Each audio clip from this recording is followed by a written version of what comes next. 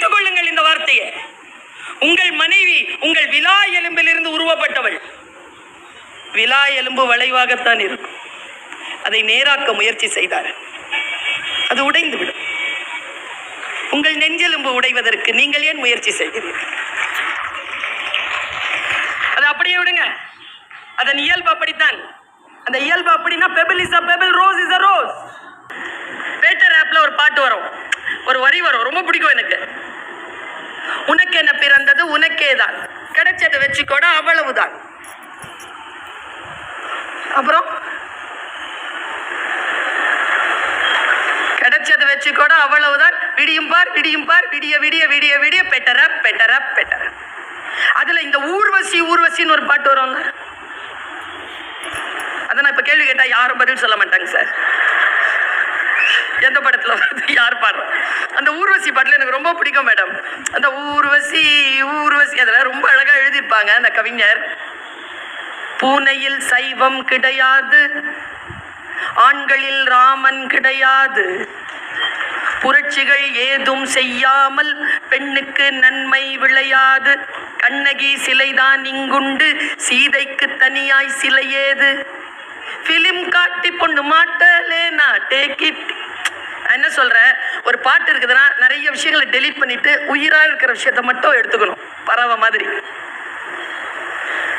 வாழ்க்கை நமக்கு பல விஷயங்களை ஞானமாக தருகிறது. எல்லா விஷயங்களையும் தேடி கண்டுபிடித்து அதிலிருந்து நன்மையை எடுப்பதற்கு நேரம் தேவைப்படுகிறது. ஒரு வீட்டை ஆட்சி பண்ண முடியல, 3 நாள் செத்து போன மாவை வச்சுட்டு இட்லி சுட்டு சாப்பிட்றோம். நைட் அரைச்சி காலையில சாப்பிட்றதுக்கு முடியல நம்மளால. எதுனாலும் இப்போ இருக்கிறது ஆச்சரியமா இருக்குங்க எனக்கு. இப்போ ட்ரெஸ் மாத்திக்கிட்டு ஹோட்டலுக்கு போய் கூட சாப்பிட்றதுக்கு முடிஞ்சு போச்சு. எல்லாம் இந்த சனியனை வச்சுக்கிட்டு ஆன்லைன் அதுல வருது பீட்சா. முதல் வார்த்தையே கெட்ட வார்த்தை. 750 ரூபா மேடம். நாங்க 3 பேர் மேடம் குடும்பத்துல.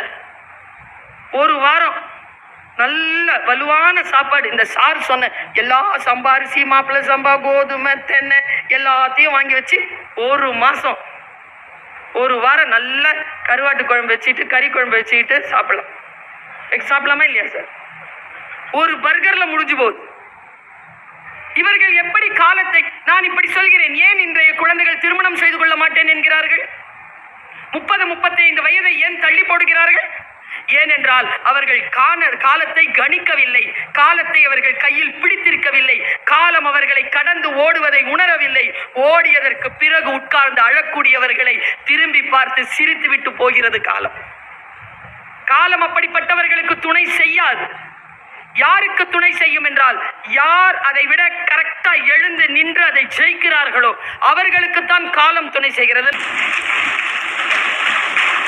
நீங்க முழுமையான அர்ப்பணிப்போட வேற வேலை செஞ்சீங்கன்னு வச்சுக்கோங்களேன், அதற்கான பலன் உங்களை வந்து சேரும். இது காஸ்மாஸ்ல பிரபஞ்சத்தின் ரகசிய மொழியில் குறிக்கப்பட்ட ஃபார்முலா. நீங்க செய்யணும்ன்றது செய்யாதீங்க. எங்க பைபிள்லயும் உபனிஷதங்களையும் சொல்ற வார்த்தையை சொல்ற, நீ உன் சதையை சுட்டரிக்க கொடுத்தாலும், நீ சம்பாதித்த அத்தனையையும் நீ செலவு செய்ய கொடுத்தாலும், அன்பு உனக்கு இராவிட்டால் ஏதும் இல்லை என்று சொல்லுகிறது கொரிந்தியர். அர்ப்பணிப்பு உபனிஷதம் சொல்கிறது. உட்கார்ந்து ரிஷிபங்கன் மிகப்பெரிய ஒரு யாகத்தை நடத்துகிறார். யாகத்தை நடத்தின அந்த மன்னனை குறித்து அவனுக்கு போதனை அளிக்கப்படுகிறது. இந்த யாகம் நடத்தியவனுக்கு சொர்க்கம் இல்லை, நரகம் தான் என்று ரிஷிபங்கன் கேட்கிறார். எதற்காக இவ்வளவு பெரிய யாகம் நடத்தியவனுக்கு எப்படி நீங்கள் நரகம் சொல்வீர்கள்? ஏனென்றால் அவன் நோக்கம் சொர்க்கம் அடைவது.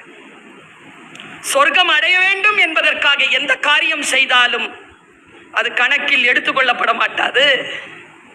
நீங்கள் தன்னிலை மறந்து செய்யக்கூடிய வேலை இருக்கு இல்லையா, அதை இந்த காலம் குறித்து கொள்கிறது என்பதற்காக சொல்லுகிறேன். ரொம்ப டெப்தான வார்த்தை சொல்றேன், ரொம்ப டெப்தா சொல்றேன். ரூமி சொல்வார், தொழுகை நிகழ்கின்ற பொழுது, தொழுகையில் நீங்கள் நிற்கின்ற பொழுது சில நேரங்களில் தொழுகை நிகழ்ந்து விடுகிறது. நீங்க நிக்கிற போதெல்லாம் தொழுகை நடக்கல. நீங்கள் எப்பொழுது செல்ஃப்லெஸ்ஸா தன்னை மறந்து இறைவனிடத்தில் தன்னை முழுமையாக ஒப்படைப்பீர்களோ அங்கே தொழுகை நிகழ்கிறது, அங்கே நீங்கள் வெல்கிறீர்கள். காலத்திற்கு பயந்து கொள். காலத்தின் இயல்பு எப்பொழுது மாறும் என்று தெரியாது. காலமே இரவு, காலமே பகல்.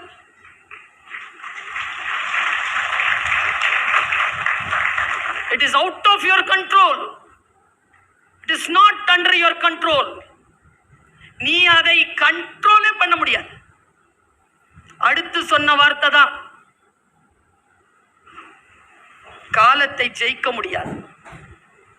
காலத்தை ஜெயிக்கணும்னா நீ சாகணும், அப்பதான் காலமா மாறலாம். காலத்தை வென்றான் யார்? யார் காலத்தை வெல்ல முடியும்?